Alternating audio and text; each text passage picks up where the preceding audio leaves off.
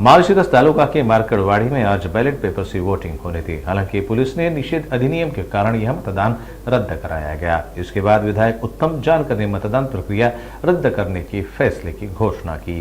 मालशीरस तालुका के मार्कड़वाड़ी के ग्रामीणों ने विधानसभा चुनाव में ईवीएम मशीनों से वोटिंग में गड़बड़ी का आरोप लगाते हुए फिर से बैलेट पेपर पर मतदान लेने की मांग की थी, जिसे जिला प्रशासन ने ठुकरा दिया। लेकिन ग्रामीणों ने आदेश की अनदेखी कर मंगलवार को मतदान प्रक्रिया की तैयारियां पूरी कर ली। इसके लिए ग्रामीणों ने गांव में 5 बूथ भी बनाए। Voting box, stamp, ballot paper जैसी सभी सामग्रियां मतदान केंद्र पर पहुंचाई गई।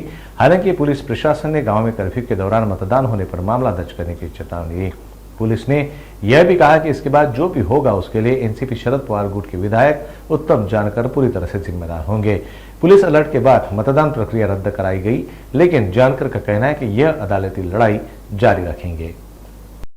तुमच्या समक्ष लाईव्ह पद्धतीने मतदान होणार होतं आणि प्रशासनाने जर हे मतदान करू दिलं असतं तर हे चित्र महाराष्ट्राच्या समोर यावं यासाठी मी रात्र झोपून या ठिकाणी ह्या लोकांना आधार देण्यासाठी, या लोकांना एक विश्वास देण्यासाठी मी रात्रभर या चटेवरती झोपलो होतो। सगळं गाव 1000 लोक झोपले होते, पण 1000तले लोक आता पोलीस असल्यामुळे 300-400 लोक या ठिकाणी आहेत। बाकीचे लोक यायला तयार नाहीत आणि जर आले तर या ठिकाणी पोलिसाबरोबर झटापट करणं, मुलं शाळेमध्ये जाणं आणि त्यातून जो रिझल्ट आहे मला जो 1500 मतं पोलिंग झाल्याशिवाय निघत नाही तो घेता येत नाही, म्हणून या ठिकाणी थांबण्याचा निर्णय गावकऱ्याबरोबर चर्चा करून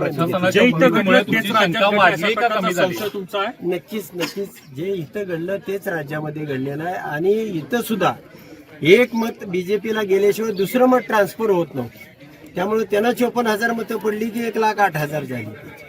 म्हणजे प्रत्येक मताला मल्टीपाय म्हणजे एकाच एक असा फॉर्म्युला आहे आणि म्हणून त्यांनी अशा पद्धतीनं या ठिकाणी जो विरोध केला, जी जाणीवपूर्वक या ठिकाणी मतदानाची पडताळणी करू दिली नाही, अशीच याच गावात नाही मी 10 गावामध्ये जरी अशा पद्धतीनं आपण बूथ लावले आणि साधी प्रक्रिया, सोपी प्रक्रिया, गाव सो खर्चानं करतं, त्याच्यामध्ये काय कोणाला शासनाचा खर्च आहे, कुठं पोलीस प्रशासन आम्ही मागतोय, बंदोबस्त मागतोय, असं काहीही नव्हतं।